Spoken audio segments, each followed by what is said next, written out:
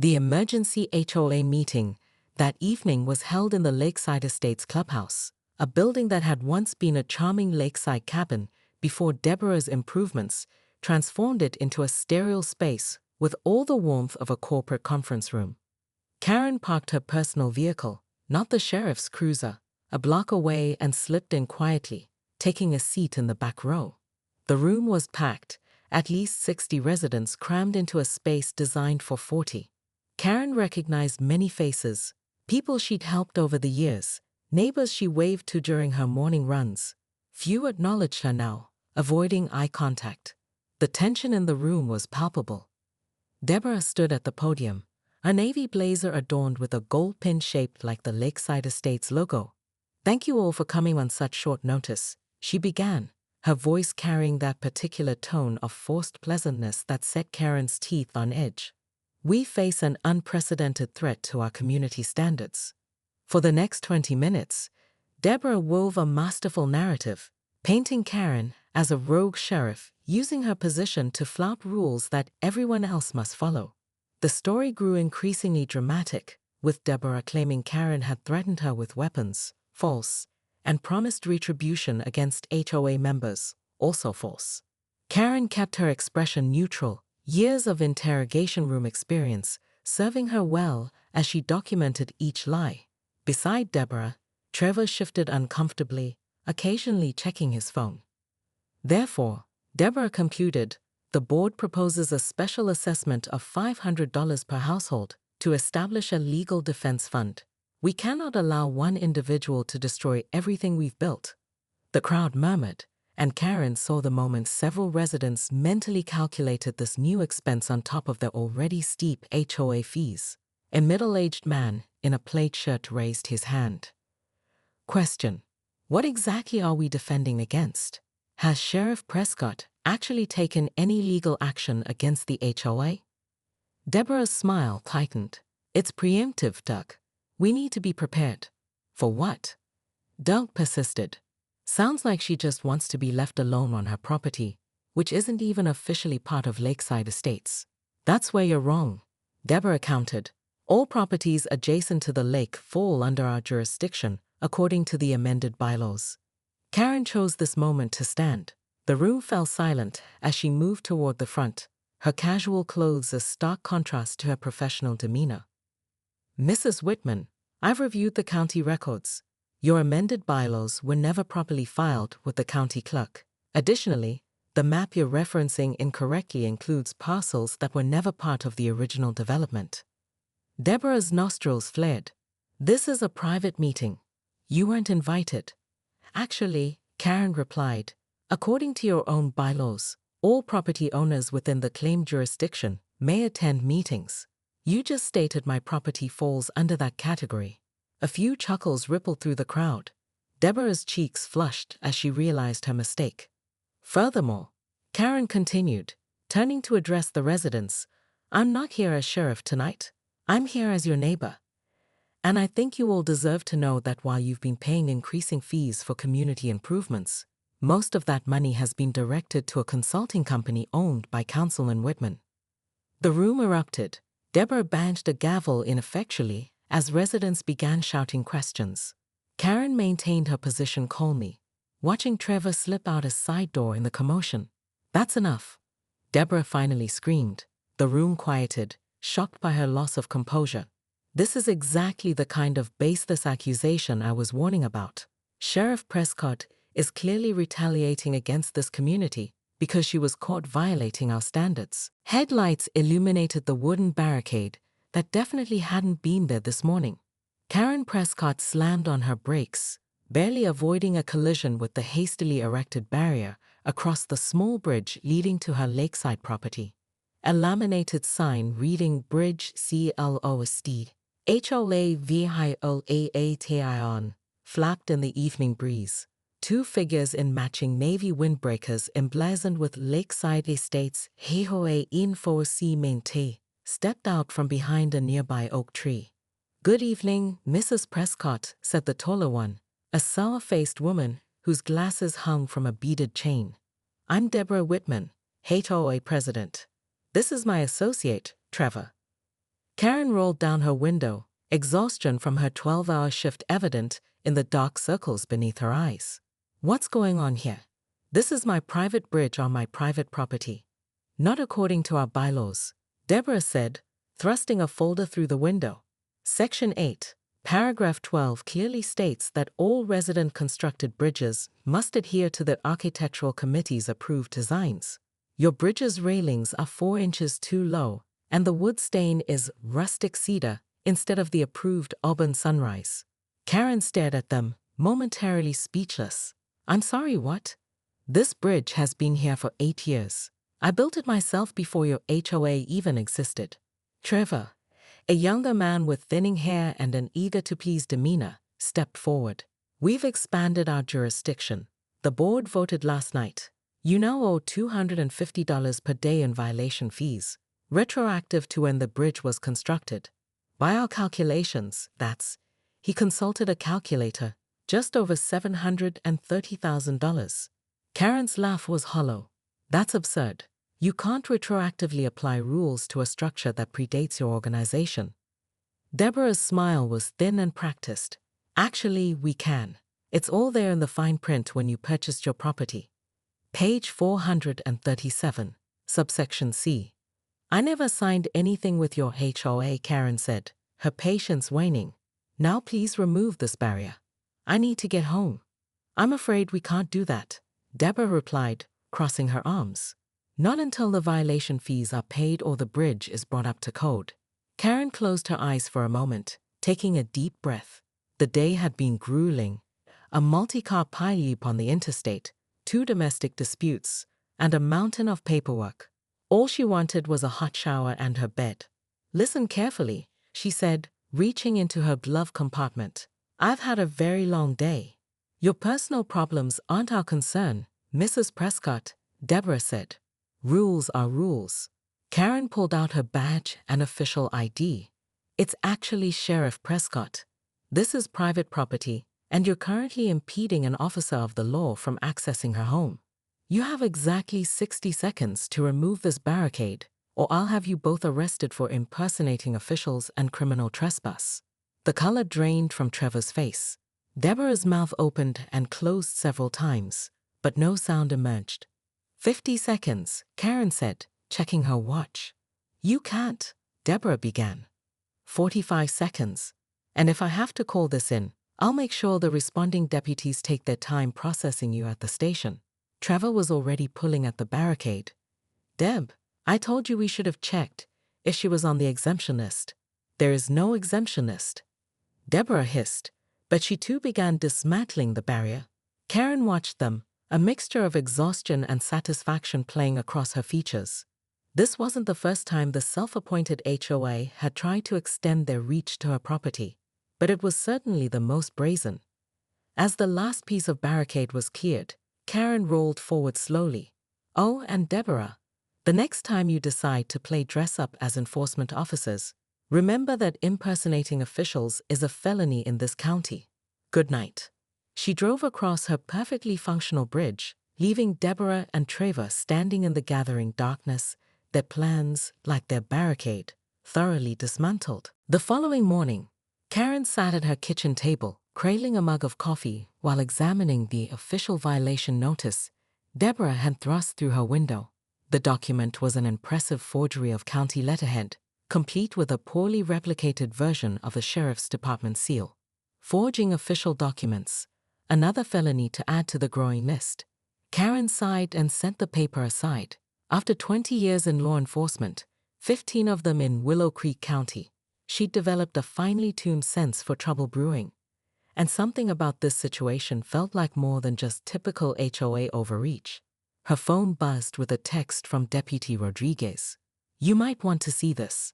Attached was a screenshot from the Lakeside Estates community Facebook page, showing a post from Deborah. Warning to raise IDNTs. Sheriff's Department corruption exposed. Our efforts to enforce community standards were threatened by a sheriff who believes she's above the law. Emergency HOA meeting tonight, 7 p.m. Karen set down her phone and gazed out the window toward the lake. Her 5 acres had been her sanctuary, Since Jake died in the line of duty 8 years ago, the bridge she'd built with her own hands had been part of her healing process. Every nail hammered, every board placed had been therapy after losing her husband and fellow officer. The ringing phone interrupted her thoughts. It was Mayor Collins. "Karen, what's this I'm hearing about you threatening HOA members?"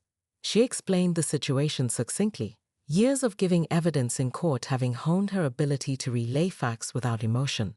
"I see," the mayor said when she finished. "Well, technically they don't have jurisdiction over your property, but Deborah's husband is on the city council, and what, Bill? Are you suggesting I allow civilians to impersonate officials and extort money from me because of politics?" The mayor's sigh was heavy. "No, of course not. But could you maybe just meet them halfway? Paint the railings or something? Deborah's been lobbying to cut the sheriff department's budget for months, and she'll use this as ammunition." Karen's voice turned cold. "Is that a threat, Bill?" "Of course not," he backpedaled quickly. "Just trying to keep the peace." After hanging up, Karen checked her watch. Still 2 hours before her shift. She grabbed her keys and headed to the county records office. If Deborah wanted a fight, Karen needed to understand the battlefield. The records clerk, Martha, brightened when Karen walked in. "Sheriff Prescott, what brings you to my dungeon of documents?" "Need everything you have on Lakeside Estates HOA. Formation documents, boundary maps, all of it." Martha raised an eyebrow, but asked no questions as she led Karen to a terminal. An hour later, Karen was examining records with growing concern. The HOA had been steadily expanding its claimed territory over the past 3 years, annexing properties through dubious legal means. Several homeowners had been pressured into joining after sudden, unexplained issues with their utilities or access roads. More troubling was the HOA's financial report. For an organization supposedly dedicated to community improvement, precious little money went toward actual improvements. Instead, most funds were funneled into a consulting company, Whitman Strategic Solutions, owned by none other than Deborah's husband, Councilman James Whitman. As Karen was leaving, Martha called out, "Oh, Sheriff, I almost forgot. Someone else was asking about those same records yesterday. Tall fellow. Said he was new to the area. Left his card in case I found anything else." She handed Karen a business card. "Trevor Reynolds, private investigator." Karen stared at the card, pieces clicking into place. Trevor wasn't just Deborah's lackey, he was investigating something. But was he working for Deborah or against her? As she pulled into the sheriff's department parking lot, Karen noticed a familiar figure talking animatedly with one of her deputies. Deborah Whitman, without her HOA windbreaker, but with the same determined expression, was gesturing toward Karen's approaching vehicle.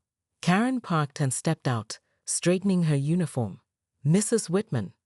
Twice in 24 hours. To what do I owe the pleasure?"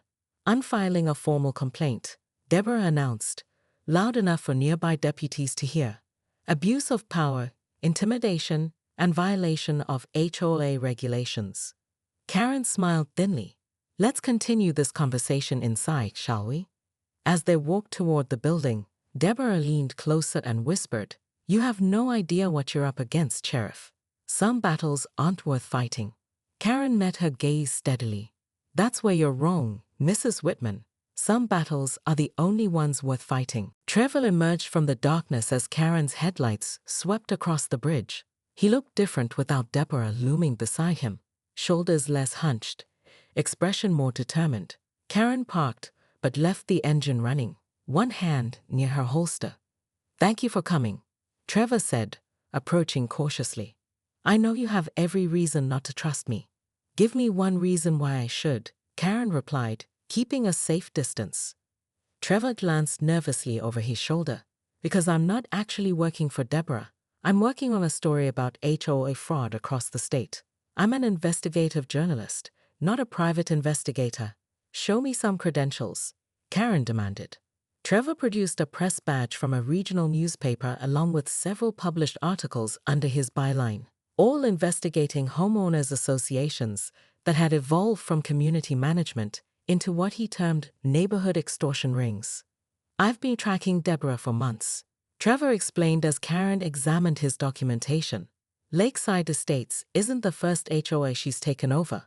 3 communities in the last decade, same pattern each time. Join the board, create crisis, institute emergency powers, funnel money through her husband's consulting company. If that's true, why the charade? Why pretend to be her lackey? Trevor sighed. Needed inside access. Previous whistleblowers who tried to expose her ended up facing trumped-up lawsuits, property vandalism, even anonymous tips to their employers leading to job loss. I needed proof before going public. Karen handed back his credentials. And do you have this proof? Almost. Trevor pulled out a flash drive. Financial records, doctored meeting minutes, evidence of forged signatures on bylaws amendments. But I need access to the HOA computer in the clubhouse office. Deborah keeps a separate set of books she doesn't share with the treasurer. Karen crossed her arms. And you want my help breaking into the clubhouse? I'm a sheriff, not a burglar. Not breaking in. Trevor clarified quickly. I have a key, but after tonight, Deborah will be watching me. You have more freedom to move around, especially during the day when she's at her real estate office. Karen studied him, weighing possibilities. Even if I believe you, accessing those files without a warrant would make any evidence inadmissible in court. This isn't just about prosecuting Deborah, Trevor insisted. It's about exposing the scheme before more people lose their homes. 3 elderly residents in the last HOA she controlled committed suicide after being driven into financial ruin by her special assessments. That detail hit Karen hard. Her own mother had nearly lost her home to predatory financial practices after Karen's father died. If Trevor was telling the truth, I need time to verify your story, she finally said. Trevor nodded. Fair enough. But don't take too long. After your performance tonight, Deborah will accelerate her plans. Which are, based on previous patterns, creating a crisis that allows for property seizures, usually water contamination or structural safety issues, problems severe enough to force evacuations, but vague enough that only her husband's company can fix them. Karen's phone buzzed with a notification. A county-wide alert had just been issued.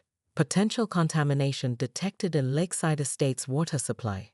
Residents advised to use bottled water until further notice. She looked up at Trevor, who had received the same alert. His face paled. It's already starting. Go home, Karen told him. Act normal. I'll contact you tomorrow after I've checked your story. As Trevor disappeared into the night, Karen stood on her bridge, staring at the dark waters below. The lake had been her refuge, a place of peace after Jake's death. The thought of it being used as a pawn in someone's power game filled her with cold fury. Back inside her house, Karen spread Trevor's documents across her kitchen table. Birth certificates showing Deborah's name changes between communities. Property records revealing the pattern of HOA takeovers. Financial statements with suspicious transfers to offshore accounts. At 2 a.m., her phone rang. Deputy Rodriguez. Boss, you need to see this. We've got residents from Lakeside showing up at the emergency room. Severe stomach cramps, vomiting. They're saying it's the water. Karen felt ice in her veins. Has the county health department confirmed contamination? That's the thing. They haven't found anything yet. But people are definitely sick. I'll be right there, Karen said, already reaching for her uniform. As she hurried to her car, headlights appeared at the end of her driveway. A white SUV with the Lakeside Estates logo emblazoned on its side pulled up, blocking her exit. Councilman James Whitman stepped out, his expression grave. Sheriff Prescott, we need to talk about my wife. Dawn broke over Willow Creek County Hospital, where 17 Lakeside Estates residents occupied beds in the emergency department. Karen had spent the night interviewing victims, coordinating with health officials, and piecing together the puzzle that was rapidly becoming clear. The water wasn't contaminated, but the food at last night's HOA meeting definitely was. Mass poisoning, Dr. Harmon confirmed, handing Karen lab results.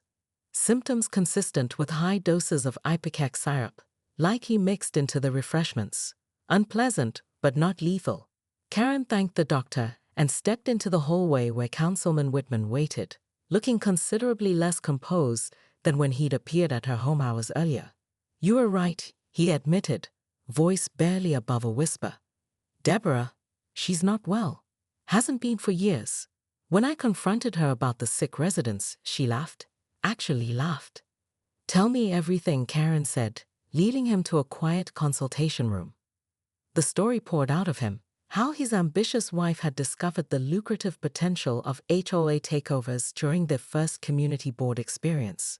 How her methods had grown increasingly aggressive with each success. How he had benefited financially while turning a blind eye to her tactics.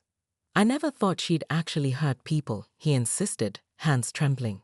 "The financial stuff was just creative accounting. But this," he gestured toward the emergency department, "this is criminal." "Yes," Karen agreed coolly, "it is. So is conspiracy to commit fraud, falsifying public records, and impersonating officials. You're implicated in all of it, Councilman." His face crumpled. "I know, but I want to make it right. I've brought everything. Financial records, emails, recordings of board meetings where she planned these schemes." He slid a laptop across the table. "It's all here, I'll testify." Karen studied him. "Why now? You've enabled her for years." Whitman looked genuinely ashamed. "Last night, after poisoning our neighbors, she told me the next phase of her plan. She's going to cause a small explosion at the water treatment facility, just enough to require evacuation of lakefront properties for safety inspections. During evacuation, evidence of code violations will be discovered on select properties, including yours, allowing for immediate seizure. And this bothered you more than all the previous schemes." She mentioned using our son. "He works at the water facility to plant the device. Said he'd never know what he was doing. That's when I realized she'd sacrifice anyone, even our own child, for this obsession." Karen checked her watch. "When is this supposed to happen?" "Today, noon." She was already moving, phone in hand, to mobilize her deputies. Within an hour, a full operation was underway. Trevor's journalistic evidence, combined with Whitman's insider testimony and the hospital's confirmation of deliberate poisoning, gave Karen everything needed for arrest warrants. At 11:30 am, as Karen and her team approached the water treatment facility, they spotted Deborah's distinctive white SUV parked outside. Karen organized her deputies in a perimeter before approaching with her second-in-command. They found Deborah in the facility's control room, bent over a confused-looking young man who resembled Councilman Whitman. A small package sat on the console beside them. "Deborah Whitman," Karen announced, "you're under arrest for attempted sabotage of public infrastructure, assault via poisoning, fraud, and about a dozen other charges my prosecutor is salivating to file." Deborah straightened slowly, her expression eerily calm. "Sheriff Prescott, always interrupting others' business." "Mom?" the young man asked. "What's happening?" "Nothing, dear," Deborah said, her voice suddenly gentle. "Just a misunderstanding about some community improvements." "Step away from the console and keep your hands visible," Karen instructed. "Prove me wrong," Karen said simply. "Open the financial records for member review, as required in your own charter, Section 5. Deborah's eyes narrowed. "You need to leave. Now." "Or what?" Karen asked. "You'll call the sheriff?" The tension shattered as several residents laughed outright. Deborah's face contorted with rage, and for a moment, Karen thought she might actually lunge across the podium. Instead, Deborah gathered her papers with trembling hands. "This meeting is adjourned. The board will meet privately to discuss next steps."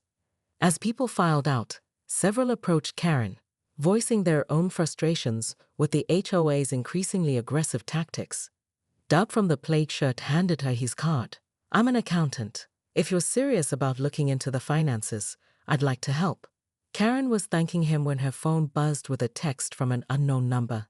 "Need to talk. Not what you think. Meet at your bridge. T." She glanced up to see Deborah watching her from across the room, her expression no longer angry but calculated. Something had changed in the last few minutes. Karen felt the familiar tightening in her gut, the same sensation she experienced before walking into potentially dangerous situations. As she drove home, Karen kept checking her rearview mirror, half expecting to see headlights following her. But the road remained empty all the way to her bridge, where a figure waited in the shadows. For a moment, it seemed Deborah would comply. Then, with surprising speed for a woman in her 50s, she grabbed the package and bolted toward a side exit. Karen pursued, following Deborah outside and across the facility grounds toward the lake. Despite the head start, Karen's regular morning runs paid off as she closed the distance. Deborah reached the boat dock and turned, the package clutched to her chest. "Stop right there." Karen slowed, maintaining 15 feet between them. "It's over, Deborah. Your husband has confessed everything. Trevor has documented your previous schemes. The game is finished."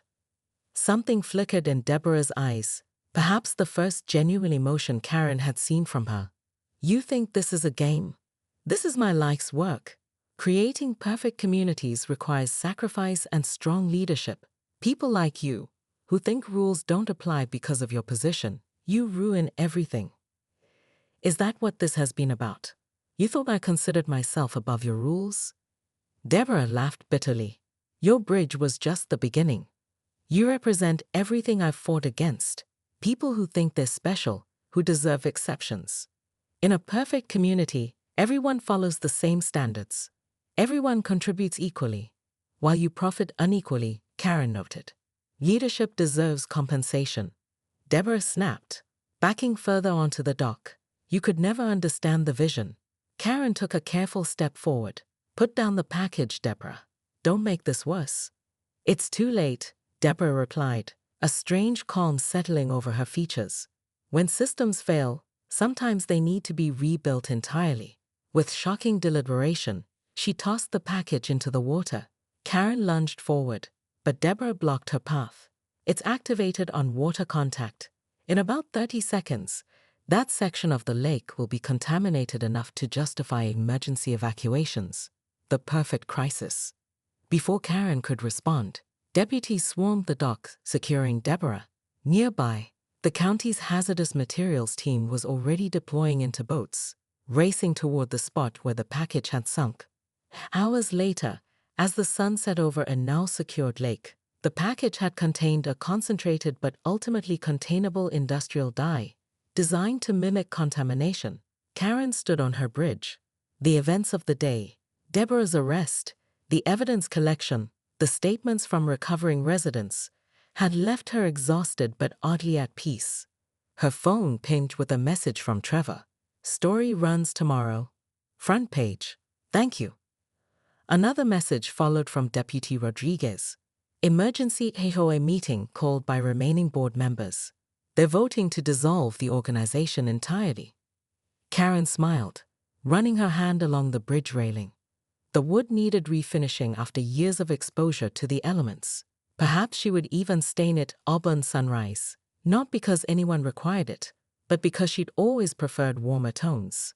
In the distance, lights flickered on across the lake as her neighbors returned home. Tomorrow would bring challenges: recovery for the poisoning victims, prosecution for Deborah and potentially others, rebuilding trust in the community. But tonight, standing on the bridge she had built with her own hands, Sheriff Karen Prescott allowed herself a moment of satisfaction. Some boundaries were worth defending, some bridges worth maintaining, and some battles absolutely worth fighting. As darkness fell completely, she turned toward her home, leaving the bridge standing as it always had, a path forward, built with care, connecting what mattered most.